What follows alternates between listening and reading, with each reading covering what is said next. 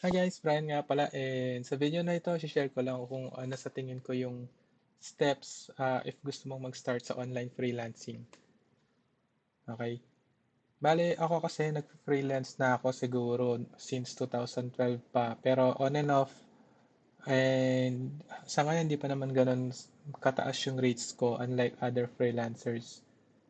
And di pa rin naman ako ganun ka super successful, pero in the last 2 years siguro consistent naman yung mga naging clients ko and kahit papaano nabubuhay ko naman yung sarili ko. Okay. If meron akong kakilala or kaibigan na nagtanong sa akin sa tingin, uy, paano mag-start mag-freelance? Siguro ganito yung may sasuggest ko. Una sasabihin ko, hindi siya madali. And may halong swerte. Pero ang main na kailangan mo is meron kang skills na i-offer sa mga clients. And for example, or for start, sasabihin ko, maghanap siya ng isang field na pwede niyang i-pursue. Like, ang daming pwede mong i-pursue writing, graphic design, virtual assistant, ganun, data entry, research. So, for example, is ang pinurso niya is web design. Ang gagawin niya is aralin yung skill na yun ng aralin. Siguro, sabihin mo, aralin mo yun ng 1 buwan, 2 buwan. Kasi kailangan mong maging magaling dun sa field na yun para ma-offer mo sa ibang clients at hindi naman nakakahiya na hindi ka marunong. Tapos, apply ka ng apply ng trabaho. So, ang number one para sa akin is matuto ka muna nung field na gusto mong parang pagtrabahuhan and iserve. So, for example, kahit sa YouTube lang matututunan na lahat. And syempre hindi ko na i-include dito yung kailangan mo ng computer, kailangan kasi basic na yun. Dapat meron ka magandang unit din na workstation, magandang internet. So napaka-basic na yun. So yan, for example, web design. Ayan, makikita mo maraming courses dito kahit sa YouTube lang. Yung iba kasi iniisip nila, kailangan nila mag-aral ng ilang years sa school, bumili ng mga courses na napakamahal. Bale, hindi na kailangan yun kasi nandito na lahat sa YouTube.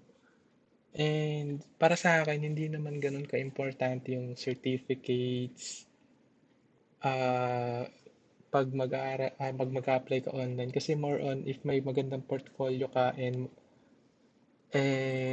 alam mo yung mga gusto ng clients, yun lang okay na sapat na hindi naman kailangan nag-aral ka sa sobrang lupit na school. Siyempre may advantage din yung certificates, pero at the end, yung skills pa rin ang mas importante. So for example, nag-start ka na mag-aaral ng mga web design courses, inaaral mo lahat yan. Then maganda if uh, magkaroon ka ng portfolio and mapakita mo yung mga skills na pwede mong i-provide or yung mga projects na nagawa mo. Marami naman din na platforms na pwede mong i-showcase yung mga projects na ginawa mo kahit nga Instagram or for example sa web design, alam ko meron yung mga Behance, meron din yung Dribble, kulang ng B. Ayan. So, itong mga platform na to, pwede ka mag-post ng mga works mo dito. Like, for example, ito, uh, illustration, illustrator freelancer. Ayan, pwede mo i-message. Madaling i-message yan kasi meron na siyang message dyan. Pwede mo rin siguro siyang i-hire dito. Ayan, makikita mo na yung trabaho niya dito. So, ayan, na-build up na niya yung profile niya, yung portfolio niya. At least, makakuha na siya ng clients based sa portfolio niya. Ayun lang, kung hindi pa maganda yung portfolio mo, or yung ano mo, bale, ayun lang, aral-aral lang din. Tapos, ito rin, isang sample pa to. Tapos, pwede ka pang gumawa ng mga, sa ibang mga websites. Then, uh, tapos, if medyo confident ka na kaya mo na mag-apply ng work, ayun, tapos punta ka sa mga online freelance platforms. Ayan, sobrang dami. Hindi ka mauubusan ng pwede mong applyan. Apply ka lang ng apply, gawa ka ng...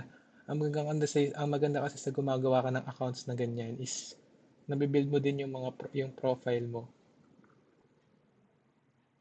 Ayan. For example, ako, ang main ko kasi sa Upwork, marami akong clients dito na nakukuha. Ayan, check natin yung Upwork. Ayan, so, makikita ko na yung mga posting dito.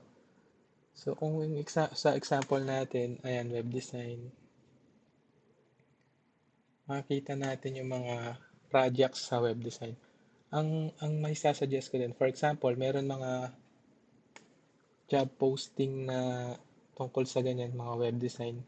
If may makita kayo ng mga bagay na hindi nyo alam, for example, ito, posting niya, web design or video chatbot assistance pala. Pero, ayan, may skill and expertise. Kahit pa paano, maganda inaaral mo din yung mga nilalagay nilang expertise dito. May alam ka rin sa mga ganun. Kaya, para pag nag-apply ka, parang confident ka na alam mo yung kailangan nilang ipagawa and madali mong may explain yung kung paano magagawin yung project na gusto nila. For example, ito rin, website UI redesign. Ayan. Ayan na, mayroong number one dito na please share examples of sleek and modern looking website. Ayan no. Tapos if, ayan, mapoprovide mo yon, may explain mo itong mga to, mas madali kang ma-hire. So, ayun lang. Good luck sa mga gustong maging online freelancers din. Yun lang.